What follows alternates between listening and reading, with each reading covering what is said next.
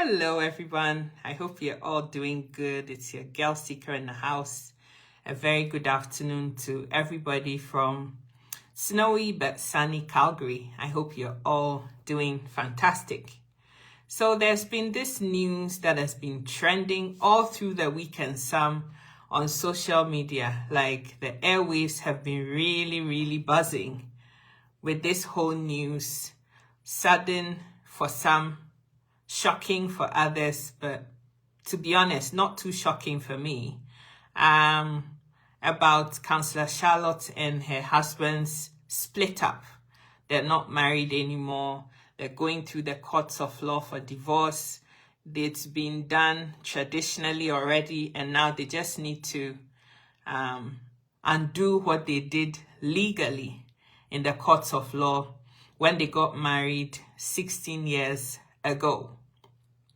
There's so many things that we can pick lessons from. And on this platform, that's all it's about. It's about the lessons. I'm not here for bashing, gossip, none of that. It's just, what can we learn? What valuable lessons can we as people learn from this thing that has happened to somebody else so that it informs your own decision making going forward? It's about the life lessons for me. And if you've missed part 1 of this video, which aired a couple days back, please go back and watch that video because there's a lot of nuggets in that video. But ever since then, there have been more things that are happening, especially on YouTube and TikTok, that got my attention, and I had to say something because there are yet more lessons that we can all learn from this whole sad story going forward. And I'm going to say good afternoon to Sister Rosemary, Sister Portia, Nana, how are you doing? Su you sing? I hope I said it right. Sister Nadia, how are you? I hope you're all doing good. So let's get this cracking. And if you're not following this page already, please, I beg of thee, please follow this page. And I want to know what you think about what I'm about to say as well. So I'm very excited about all the engagement that is already happening. Sister Marie, I'm doing well, and I hope you are too.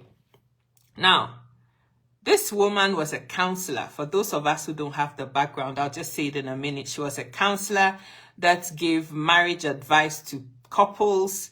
And for a lot of the messaging, it seemed to be bashing women and saying all kinds of things. Stay in your marriage regardless. You have to keep your home regardless. If your husband cheats, you just clean him up, feed him, and give him good jiggy in bed, and he will stay and he will come back to you and all of that. Things that seemed very outrageous to me and unreasonable. Things that were simply not realistic to do, but those were the things she was teaching when she first hit the airways and became very popular. But a couple years ago, you started to notice that her messaging changed. And she started talking about how women need to look after themselves. You know, you should prioritize yourself in the marriage, yada, yada. The messaging changed. And so for me, this whole divorce is not a surprise to me because I think it was, written on the walls already. Two people who couldn't agree on anything. It's not going to work. But why am I here today? Because they are divorcing. We have accepted the fact that they can't be together anymore.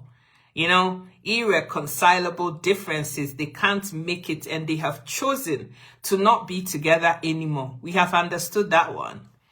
But now what seems to be happening is every part of them, the two of them, two parties, are trying to score browning points by trying to show us who is the better person in this whole thing on the social media. And it all started when the details of the divorce proceedings that are going on in court have now been aired publicly. The man being the petitioner, putting the petition to the court to dissolve the marriage.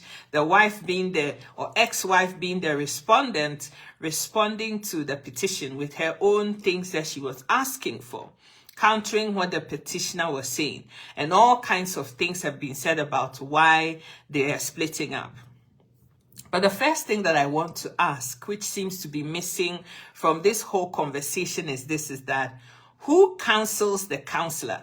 Because as human beings, we all need people that advise us, people that we listen to, a sounding board that when we take a decision to do something, those people will tell you, this thing I don't think is going to work, don't do it. Or yes, go ahead, and I'll be there to support you. Who counsels the counselor? Is it that both parties, the pastor husband and the counselor wife, both don't have people in their circles who talk to them, privately, who advise them, who encourage them, who support them, both as individuals, but also as a couple?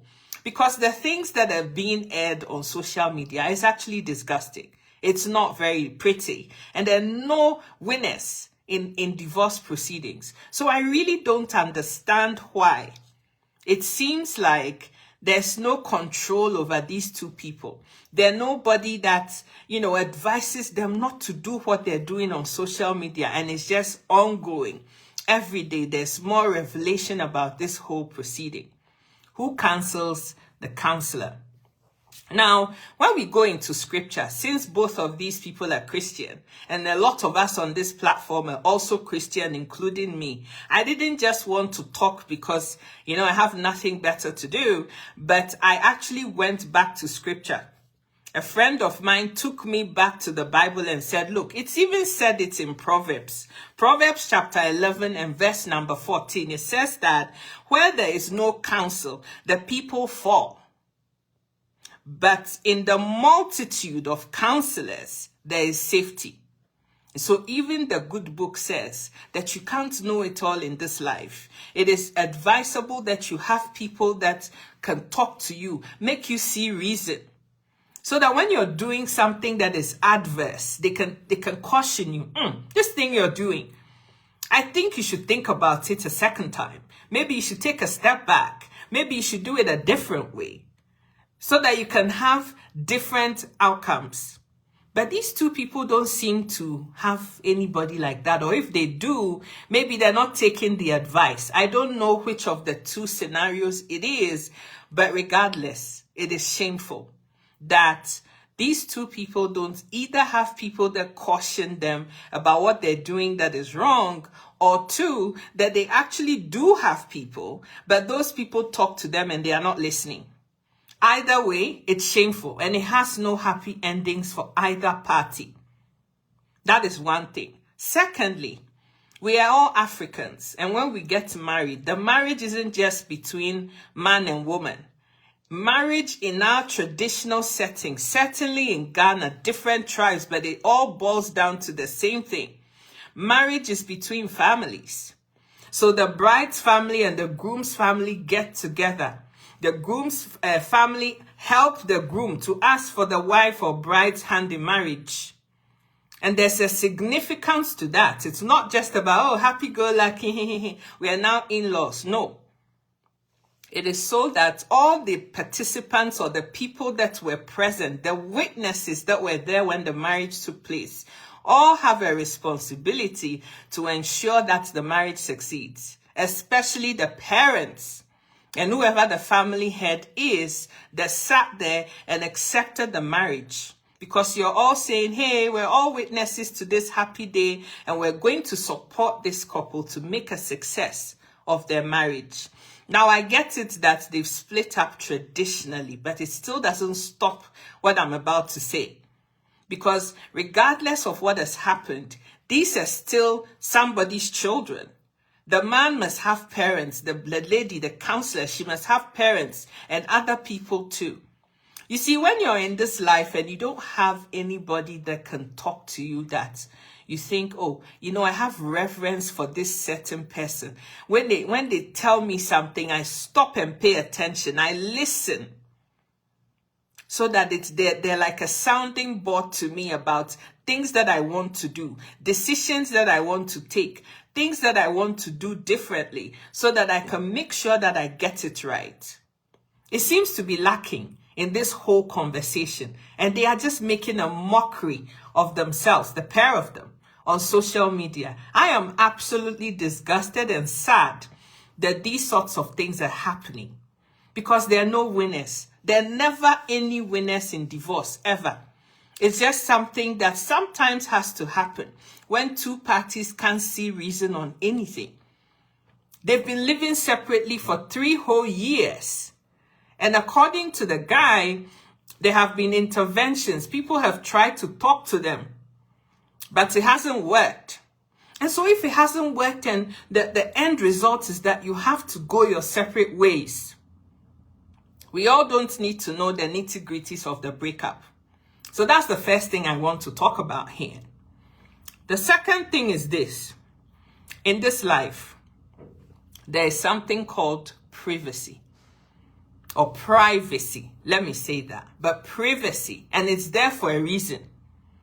There is privacy because in this life, there is something called confidentiality. If you're my husband or I'm your wife, and in that trust, I tell you vulnerable things about myself, or I show you some details about my body or persona, and I show those things to you because you're my husband. You're sworn to secrecy. You're supposed to be my protector and my defender out there. What I'm showing you in our secret places is for your eyes only. What I've told you to your hearing is for your ears only, and not to be aired publicly. Some of the statements that have been made over the years by these two parties, very, very shameful. And it's just getting worse. Because now the petitioner and the respondent have both put their documents, legal documents that are supposed to be in court. It's out there. Even if you want to download their petition and respondents thing, you can go online now and you would have access to all the pages and paragraphs of what people have put in there. Their legal team have put in there. Are these two people the only ones who have been through divorce? No, they're not the first. And they ain't never going to be the last either. So why is it that, they're making a mockery as Christians? Let's just start from that place. As a Christian, as a pastor, as an apostle, you have a whole following, a whole congregation that look up to you for spiritual guidance and leadership. Now, if you are airing your public things, your private marital things in the court, publicly on social media, what kind of respect are your congregants going to have for you? Question. Because a lot of people are bashing the wife, and I get it. She herself is the one that has allowed this to happen to her. So, to a point, I understand the bashing. But let's not forget that it takes two to tango. Marriage was not between Counselor Charlotte and a dog. There was a human being that was called the husband that she was married to. This husband is a pastor, apostle for that matter. So she's not the only one that was counseling people about marriage. As a pastor of a church, there must have been couples that are in your church. And when they're having marital issues, it wouldn't be the counselor alone that was counseling them. He, as the head of the church, must have also been counseling people in marriage. Is this what he shows them? That when you have marital issues and you have to break up, you have to go and bring your respondent and petitioner thing that is supposed to be sacred in the court publicly for all of us to see. Why? Why? And the details are shocking. You will think there are 2 nursery children that are underage that were in that marriage. Because there are things along the lines of the woman doesn't trust the cook in the house anymore and she cooks her own food with her children in the master bedroom. This one says the whole 16 years that we were married, she only gave me knacking 12 times in the whole 16 years of the marriage. This one says, for 7 years of the marriage, in fact, there was no knacking. This one says, she really puts me through this. She doesn't provide or buy utilities or electricity or nothing or pay for nothing. Is that where we are getting to? Like, there's all those nitty-gritty details need to come out publicly. What does that change? Because none of that is going to stop or, support you divorcing. If If two people don't want to be together anymore and they can't reconcile, they've tried everything and it's not working, that is enough reason for the court to say, okay, rather than have two people who can't stand each other's guts in the same place and create DV type situations, toxic environment, and there are minors between them, let's just be done. Let them live apart so that they can raise their children in a sensible manner and protect the minors that they have. They have 3 children, a 15-year-old girl, a 14-year-old girl, and an 8-year-old son. They are minors. They're not 18 yet. So they need guidance and to be raised in a place where they can feel safe and loved. And so for that reason, they'll put them apart.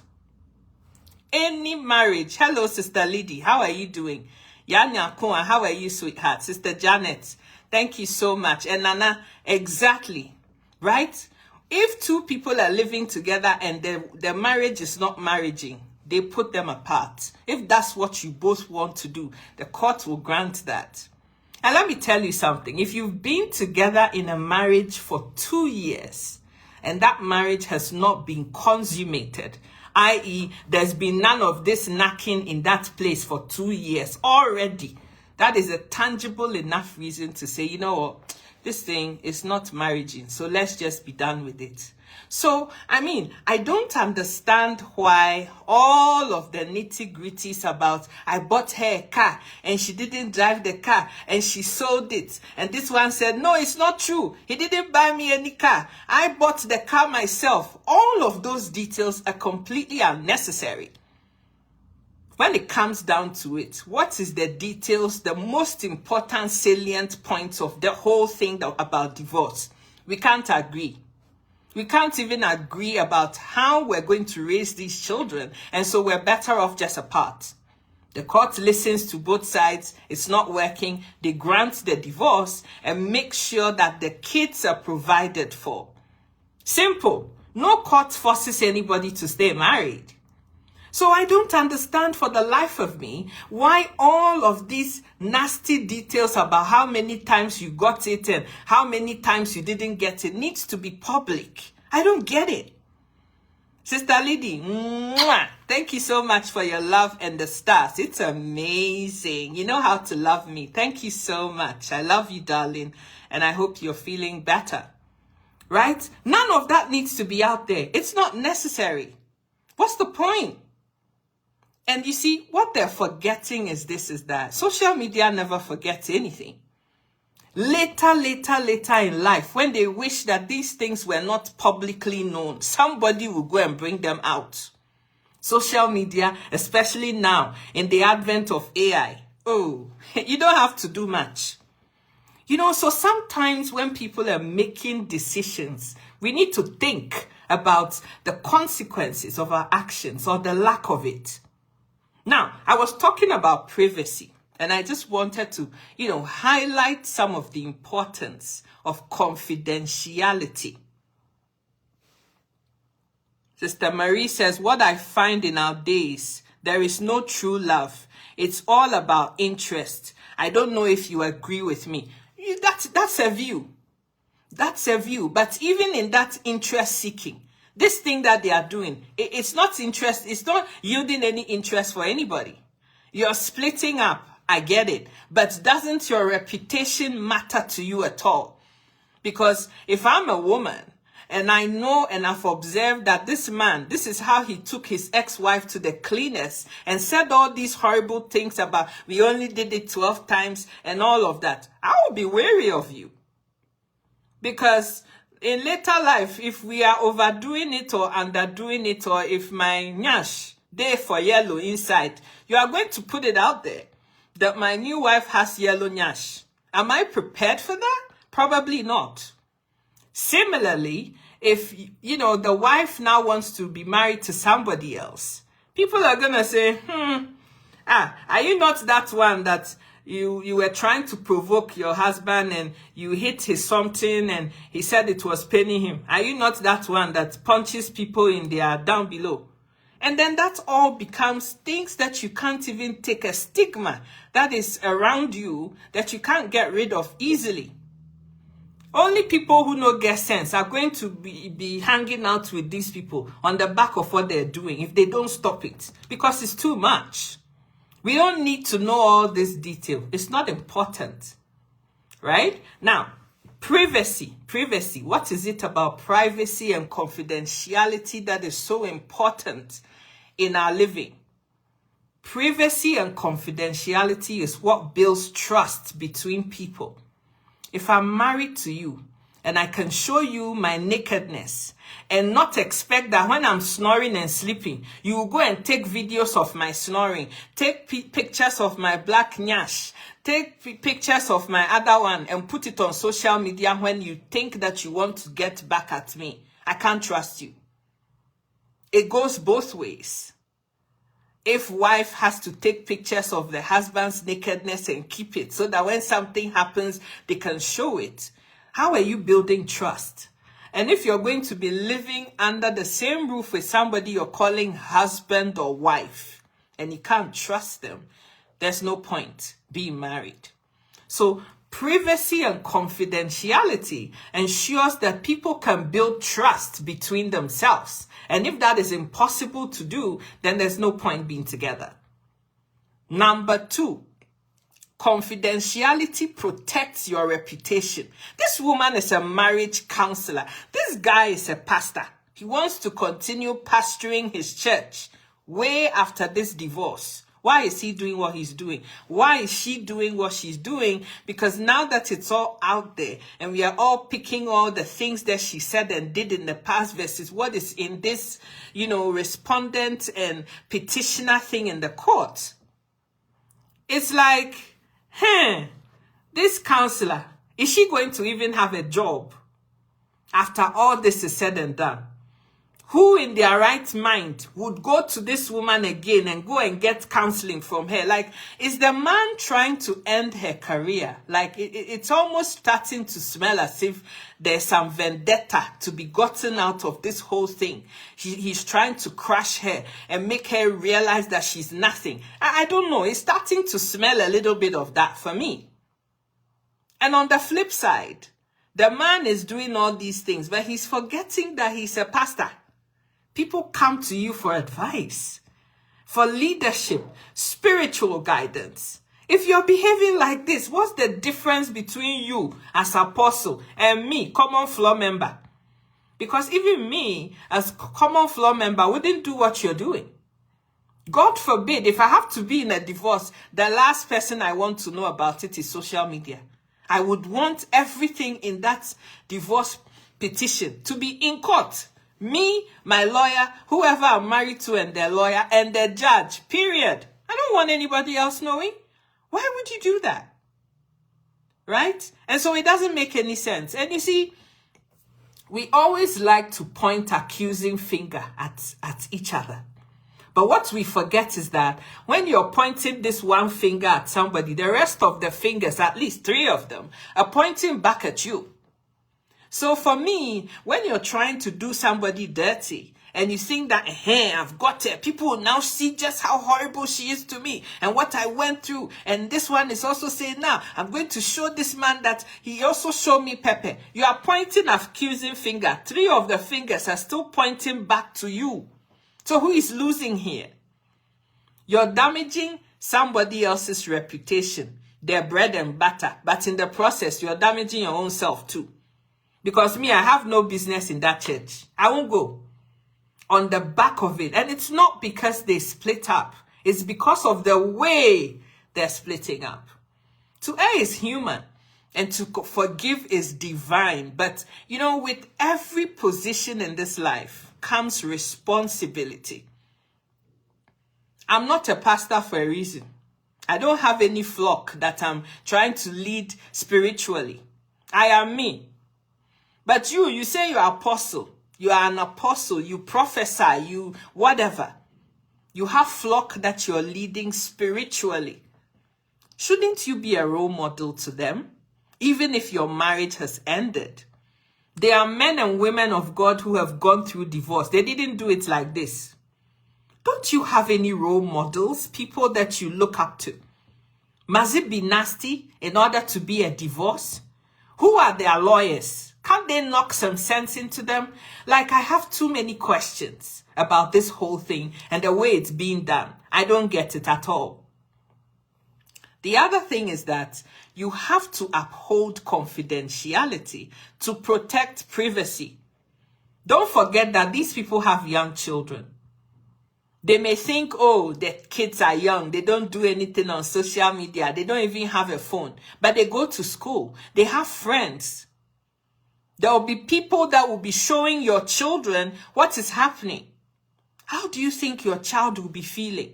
Knowing my mom punched my daddy's dingling when she was mad at him, and then he said, ouch, it's hurting me. How do you think your child will feel? Oh, my mom only gave it to my dad 12 times in 60 years of marriage. How do you think your child will feel reading that, oh, my dad said mommy cooks in our guest room because she doesn't trust the cook and the chef in the house? Like, all of these nitty-gritty details is rubbish. We don't have to know this. This is not what is going to allow you to end your marriage. Nobody forces anybody to stay or leave a marriage. And besides, do you realize that when these two people were getting married traditionally, even in the church, to do the legal marriage, in the traditional sense, it was between the families. I don't know about you, but I haven't seen any pictures and videos of their traditional marriage trending on social media. Why? Because that was a private event that took place. Why does the divorce have to be public? When they got married, there might have been the congregation, the church, and everything. But when it came to the signing on the dotted line to legalize what they had done in the church, there were 6 people, maybe 7 tops that were there. The officiator of the church, who has the license by law. It could be a pastor, it could be a prophetess, it could be a bishop, whatever. But he's been given legal license to officiate the marriage. Otherwise, it will have to be somebody from the court who does it. So you have a license legally to bless a marriage. So he would have been there, the 2 people getting married, and 2 witnesses from each side. Those were the only people whose signatures are on those things, those documents that they're now trying to reverse. So even then, you can see that there was a closed meeting where 8 people were there to make sure that this thing is signed properly and it's legally binding. Why does the details of the divorce, therefore, have to be out of the confines of these same 8 witnesses that were there and become public knowledge? Why?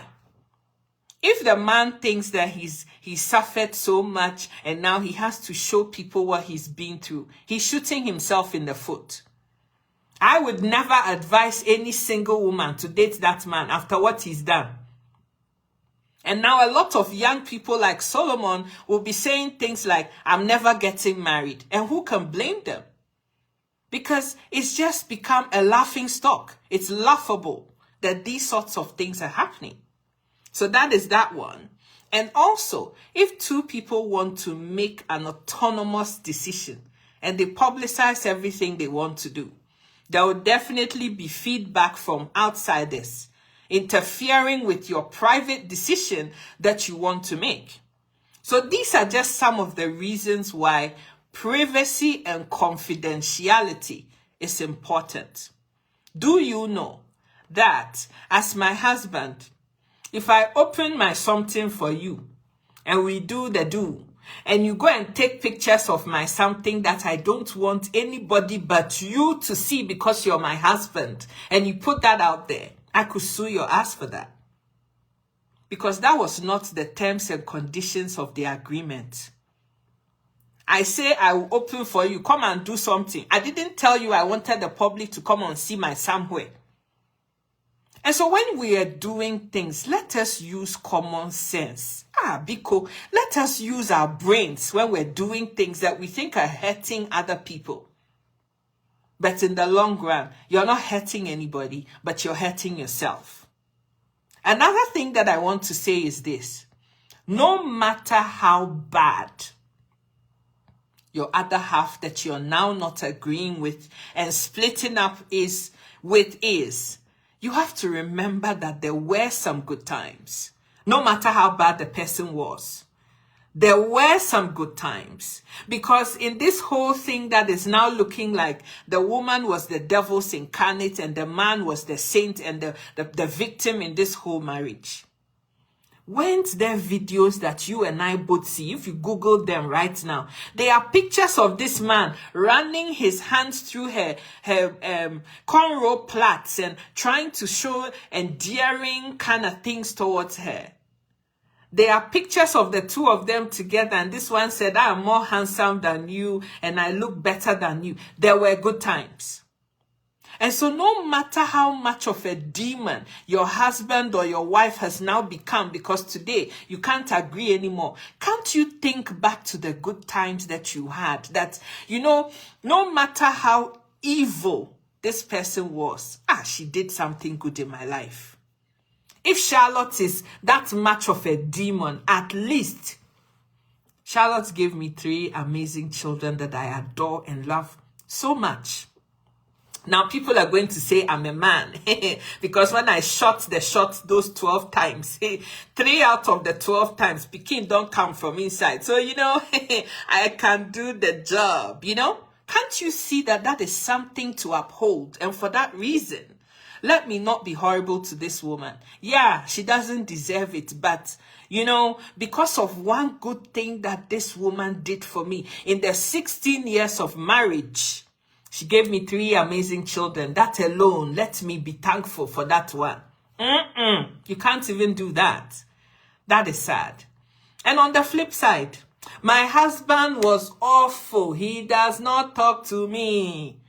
But at least there was one good thing that the husband did. And so on that basis, I choose to be quiet. I choose not to say anything. I know that people will think that I'm so stupid. Why is it that he's acting and I'm not reacting? I'm not saying anything. Let me just keep quiet. This one is bashing. That one is fighting back. This one is bashing. That one is fighting back. Does it make sense? Who are you hurting? Because you're not winning. Neither one of them is winning this fight. And it's just going deeper and deeper and deeper into the dumps with what they're doing. Whether it was 12 rounds of, mama and papa, or it was 50 times or 200 times in 60 years of marriage. Who gives a toss about that? Who cares? Do you care how they did it? Whether it was doggy style or frog style or kangaroo style. Who cares about that? All we care about is that it's not worked. You're going your separate ways. You're going to respect yourself and go your separate ways and find the common ground to raise those children so that they become responsible adults that are not traumatized by the whole thing that is coming up. The next thing that I want to really address here is that it looks to me like a lot of people haven't really understood what social media is. That's what it looks like to me. Like social media has been turned into a public court of appeal where people have good times in private with people. And then as soon as the relationship hits rocks, everybody wants to come and show how it was bad and what he did to me and what she did to me. And is so much interested in the public's opinion. As if we were the ones that were there when you guys were getting married. Why is it that you didn't show us the good times? Why are you only coming to us now and wanting us to side with you, to be on your side in divorce? Are there sides in divorce? Should there be sides? Because it hasn't worked. You've tried your best. It hasn't worked. You're going your separate ways. Just go your separate ways. Why do you have to drag us into it and try to make a whole thing about it? Social media is no court. We don't grant divorces. We don't marry. We are not legalized to sanction marriages or divorces, or judge who is right and who is wrong and sentence somebody to life imprisonment for what they did wrong to you. So we should stop trying to seek, credibility and validation and satisfaction from public. Who is the public? Do we know you? I know them. I don't know anything about them. But all these things that we are talking about today is because they've put it out there. And some of us are trying to learn lessons from it. I'm not here to gossip. I want to learn the lessons. How not to do something. It's what we're talking about here. Marriage is hard work. If any one person thinks that it's the other person's responsibility solely to make this marriage work, it's going to fall on rocks. It takes two to make it happen. If two people in a marriage are not invested in themselves and are trying day by day, it's a daily struggle to make it work, you're having a bloody joke. If you want your marriage to succeed, it's a job. Like you go to work 9 to 5, 8 to 5, 9 to 9, whatever shift you do. Marriage is work. And if you're not prepared to do the work, then you are not going to have the marriage. It's as simple as that. Every day you're working. Overtime you're working in order to make sure that it works. If you're not prepared to do any of these things, I beg, Biko, don't marry. Because marriage is not for you. If you're going to be married to somebody, but you can't love them enough to allow them to be themselves, you support your husband. You want to see him do well. You encourage him. You suggest new things to him. You want to see him succeed and thrive because you love him that much. And you want to see him get to the top that he's able to get to. And vice versa. You respect your wife. You profess her. She means the world to you. She's the apple of your eye. And you want to make sure that my wife gets to the top that she is able to get to and get all that life has in store for her. It's a teamwork. It is a partnership. Thank you so much, Nana. It is a partnership. It's got nothing to do with competition. If you want to be married to somebody and you're going to say, but I am the man, I have to be in the limelight. I am the pastor.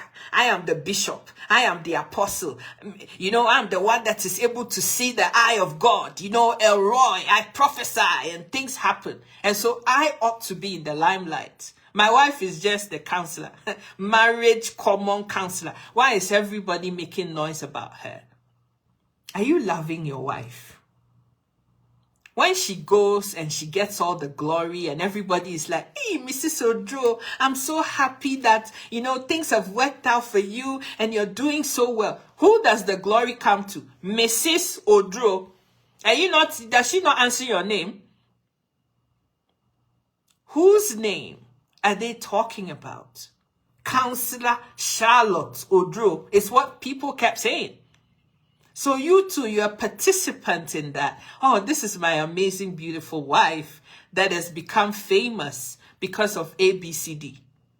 But if you're always acting as if you're not really proud of her, you're not happy that she's reached the top, you want things to not go so well for her, so that people can start to see that it is me, I am the source of everything. It doesn't work. And vice versa. When you love somebody, you love everything about them. You don't try to change them. I am me. I create content. I like doing what I'm doing, teaching like this. Oh, I love it so much. I wish I could do it every day, all day. If anybody comes into my life tomorrow and says, oh, my darling, I love you so much. You're the apple of my eye. And I said, me too, I think I like you too. And then this person is now trying to say to me, I don't like social media. I want you to stay off Facebook. I don't want you to teach anymore. Is that person really loving me? Do they know who I am? Can they accept me for me? Or are they intimidated by the fact that I do live videos and people are commenting and liking and agreeing and disagreeing and saying what they have to say. If you don't have the cojones and the balls to deal with a woman that is vocal, out there, wants to do her thing, and makes her feel like she's alive, don't marry that kind of person. Marry somebody that is docile and quiet and doesn't pose a threat to you. Since you're so egoistic that your ego is bruising you, marry that kind of woman. That doesn't want anything. She's just happy in her little corner with her one job, and she is an obedient wife, and marry that type. But anybody who wants a strong-willed person like me has to have the balls for it. If you don't have that kind of balls, Biko, stay away from me. I will respect you as my husband if you're doing everything humanly possible to show me that I can trust you, that you will always seek my best interest. You would always profess me as your wife. When people are bashing me out there, my husband will protect me. My husband will cover me. If for whatever reason I wear a flamboyant, flowery dress and the wind is so windy that it blows off and now my nyash is showing, my husband will take his coat off and say, honey, tie this around your waist so that your nyash will not become public entertainment. That is the sort of man that any woman should look for. Somebody that provides for you. He will provide. In the down days when there's nothing, happening, that man will be there. He will profess you. He will protect you. He will adore you and have eyes for only you. Any woman that gets sense, that is alive and well, upstairs and down below, is able to very nicely submit to that kind of person because they know that their needs are being met. They're going to be there for them. We talk about submission. She doesn't respect me. She doesn't submit to me. What is she submitting to? Oga, what is your wife submitting to? Is she submitting to good leadership? What is your wife submitting to? Submitting to your yeah thing. You just sit there, you drink alcohol the whole day, you come reeling of it. Is that what she's submitting to? Because she is the woman. It doesn't work like that. You want to wear pants in the marriage? Well, act like it. Because you're the head of the family.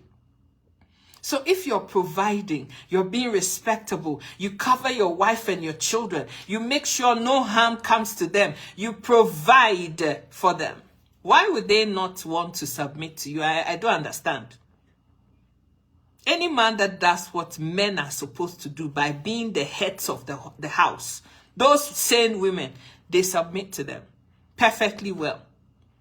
But when you start shouting, she has to respect me, she has to submit, what is she submitting to? Respect is earned. When you respect yourself and you do what is required of you, your wife automatically ought to respect you back for the respect that you're showing to her. That is how it works. And I know that some of my gender, now wahala not too much. They are very unrealistic people. Those are not the sorts of women I'm talking about here. I'm talking about reasonable, decent women. Sometimes my brothers want flamboyant and shiny. And when the shiny and the flamboyant now starts biting you in your nash, you start screaming. Look at your own self. Who am I? What kind of woman can I live with?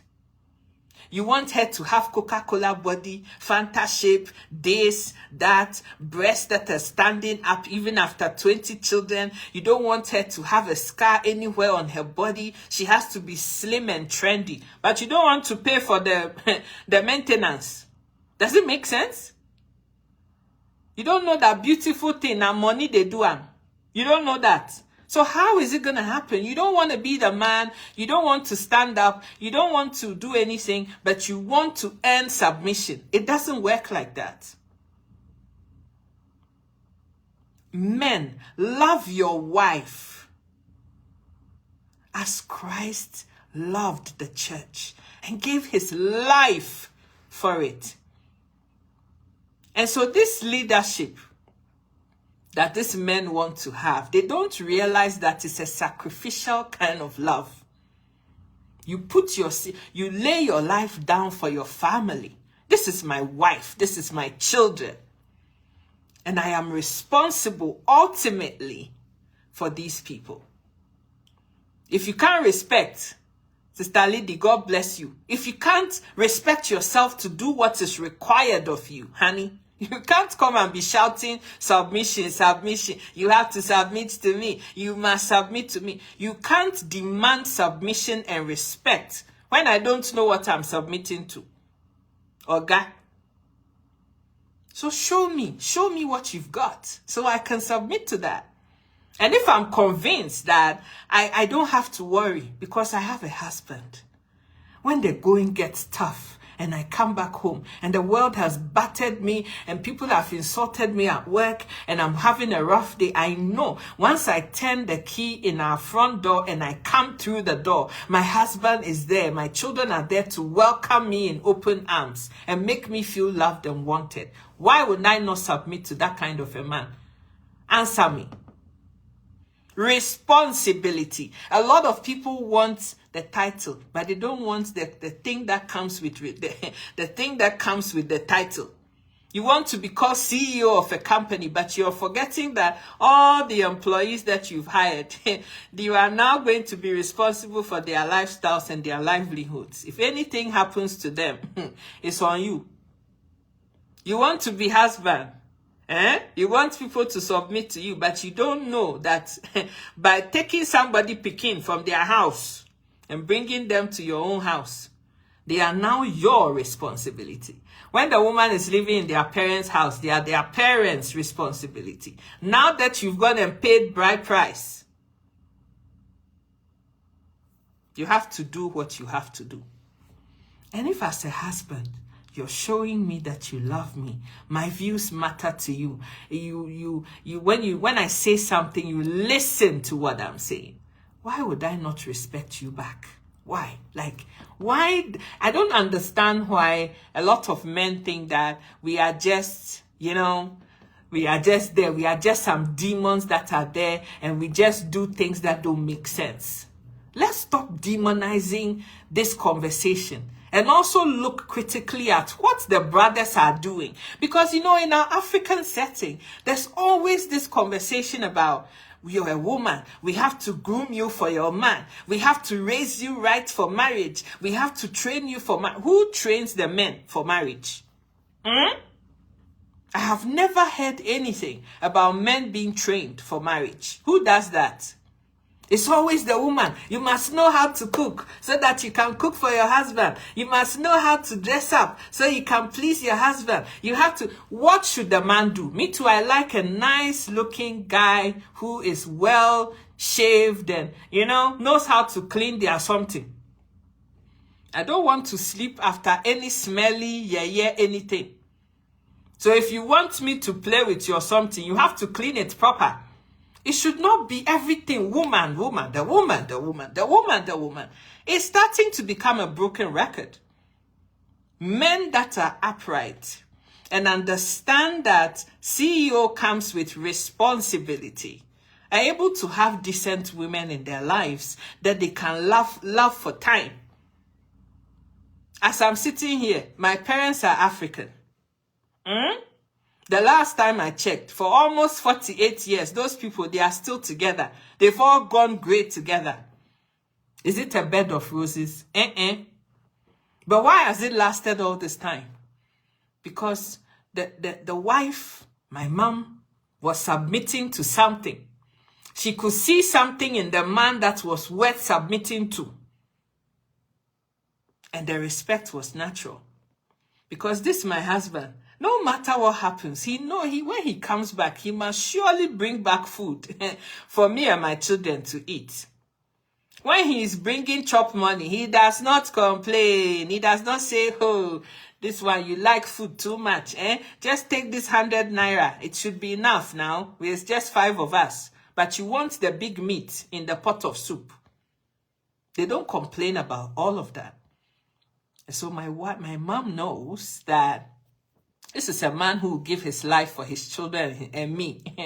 I am going to love him and respect him, and we're going to be happy together. 48 years later, those two people, they are still there.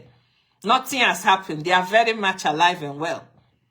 If they can do it in these times, why can't we do it?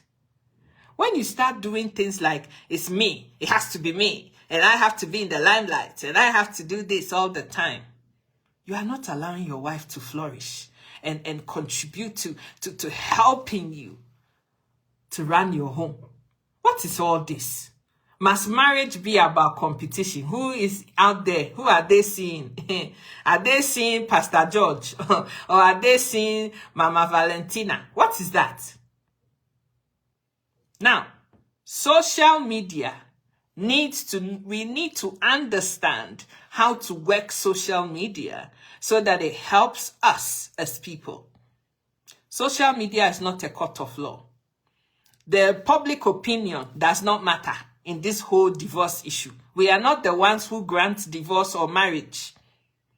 And therefore, sensitive information should be kept out of public consumption so that you cover yourself and protect yourself. Anything that you post on social media, you have to understand that you must live by it for the rest of your life. If you start putting your nyash on social media, you have to live by that for the rest of your life. Maybe you did it at 18 when you thought, oh, it's the in thing. Everybody is shaking their waist and whining themselves on social media. If I also join the party, what is wrong with it? When you're 45 years old, and now you get sense, and now you want to become the MP of your local area, you want to get into politics. Can you stand by somebody pulling that picture that you put there 30 years ago, whining your waist, and saying, this one too want to be MP? After what he put on social media, he wants to be MP. This one, can we take him serious? You see, we do things that later on come back to bite us hard. And we don't understand why people have been able to go back in your archives and bring things out. If you know you don't want us to drag you, don't put your whining of your waist on social media. Once you put it there, we will talk about it. We must talk about it. So you are the one that is in control totally of the things that you put out there and what happens on the back of that. If you know that you don't have the cojones to stand by what you put there 50 years ago, 50 years later, please be circumspect about what you're putting out there so that you don't get beaten. We don't need to have details of the petition and respondents' divorce proceedings on social media. That one is not necessary. Because you see, what these two people are not realizing is that these kids are not going to remain 8 and 14 and 15 or whatever the hell for the rest of eternity. They're going to grow up. So imagine now that your 25-year-old daughter wants to work in the government office. And now they're going to, you look like Charlotte. Was Charlotte your mom? Yes. That woman that said that she bashes her husband something when she wants to provoke him. So she's your mother. Hey, okay. We cannot give you this job. We cannot have somebody whose mom hits men in their privates. What is to show that you haven't learned that behavior? I'm sorry. You can't have the job. Something that you did 20 years back is now biting your children many years later by association. Likewise, your dad was that pastor, that apostle that says in the whole 60 years of marriage, he only got it 12 times. Oh no, my daughter cannot marry your son, I beg, please. Yes, we can't have people from that generation marrying our special daughter. You are doing things that are sabotaging your children's future when they didn't ask for none of this. So please, certain things just need to be put private. Hello, Sister Edith. How are you doing? Sister Helen, good morning. Mulinga, good morning. Or shall I say good afternoon? It's actually almost 2 o'clock here. Sister Mary, good morning. I'm still saying good morning because I'm always doing live videos in the morning. But seriously, there are no winners or losers in divorce. This is nothing to be proud of. This is nothing to be fascinated over. There is no laughing about this issue. And so to me, you got married privately. If you're splitting up because it's not worked, that should also be done privately. And stop putting all these things and redacted statements and all the details about how many times you got it. And I woke up one morning and my children told me that she has been going to see her ex-boyfriend and she has been talking to this man. And I think that she is dating this man. And I even suspect that maybe she was having an affair. What is all this? What is all that? What is that proving? If your wife has to go and have an affair with somebody, don't you know it's also telling on people that, maybe this guy don't know how to knack well. That is why the wife is not satisfied and she has to go out there and go and get the knacking better from somewhere else. You see, you may be thinking that you are shaming your wife. You're making everybody disrespect her. But as I said, when you are pointing this finger, at least 3 of the rest of the fingers are pointing back at you. So we need to be mindful of the things that we do and say because they always come back. Think about the good things, the good times that you shared, and let that drive what you do. Sometimes couples want to spite their ex-partners and even punish the children in the process by not wanting to pay enough for their upkeep. This man was saying something along the lines, he's going to give 3,000 Ghana cedis a month for the upkeep of 3 children. Like, what planet do you live on? Don't do things to hurt your children just because you have a problem with their mom or dad. Don't do that. The children at the end of the day are still jointly your responsibility with your ex-wife, whether you still want her or not. Those children need to be looked after.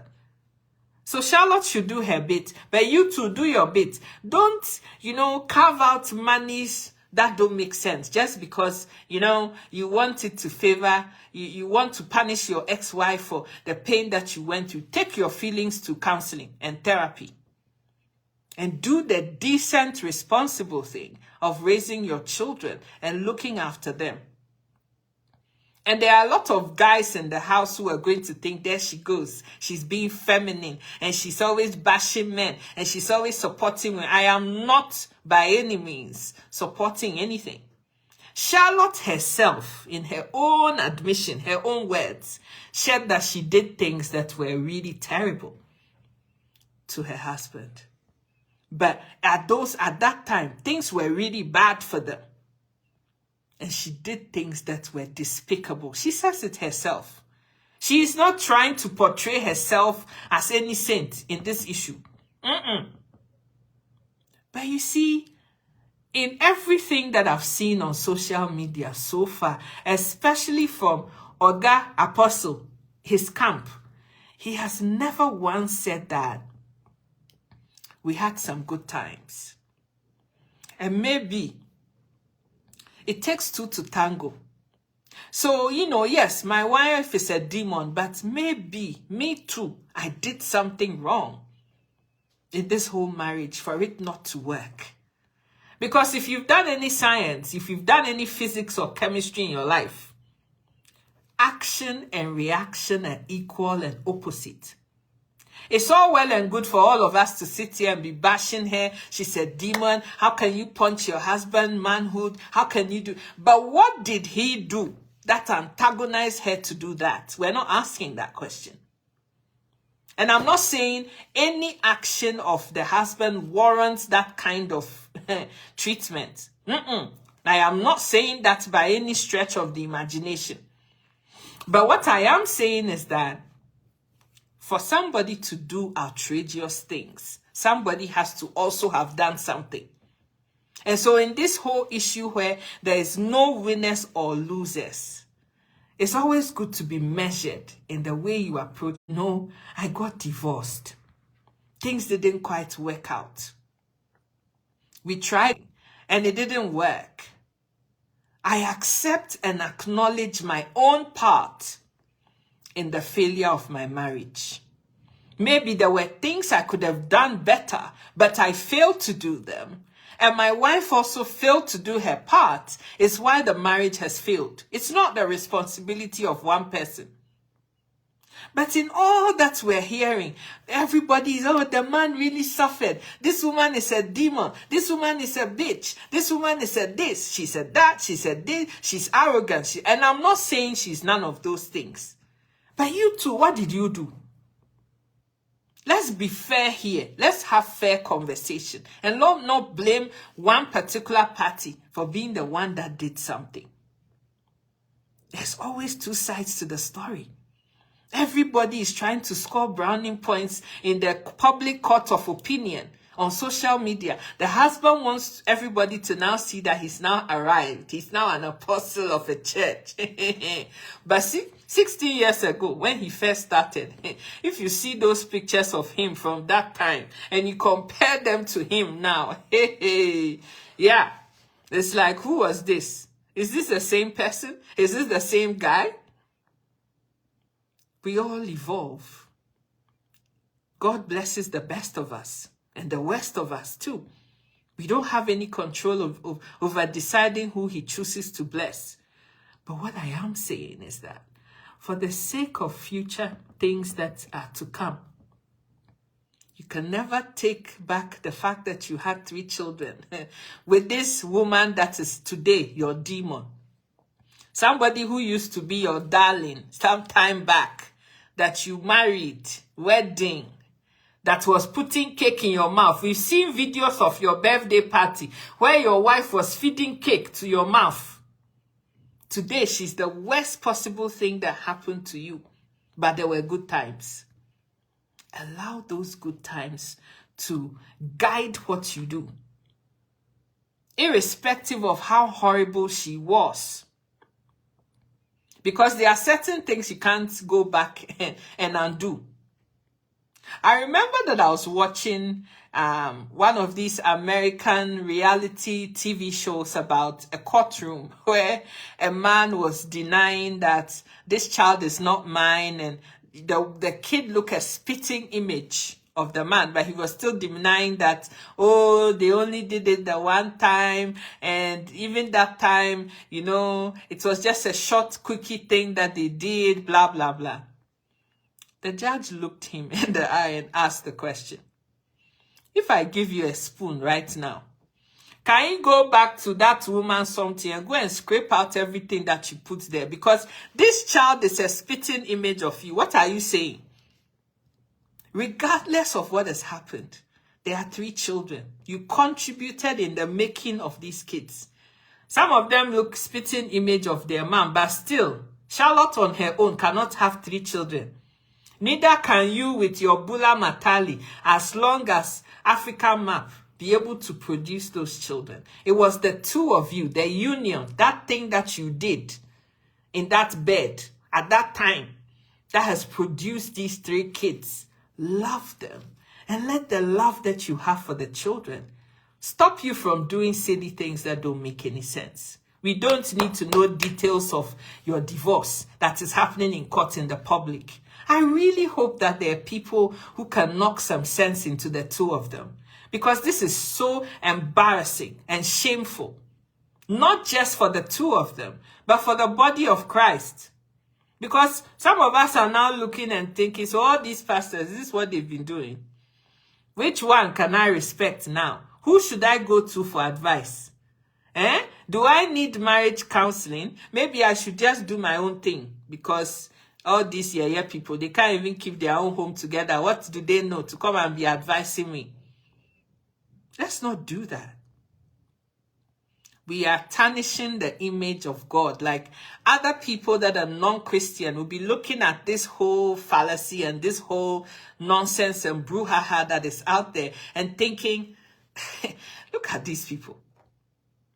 They claim they love the Lord and they do all these things. Look at them. They can't even, simple thing, they can't even do it. Let's not be like that. Marriage is a whole institution, a whole vocation on itself, on its own. If you're not ready mentally, spiritually, physically, educationally, professionally, financially for it, I beg, don't follow anybody. Oh, everybody's getting married. It's like some fever that everybody has caught.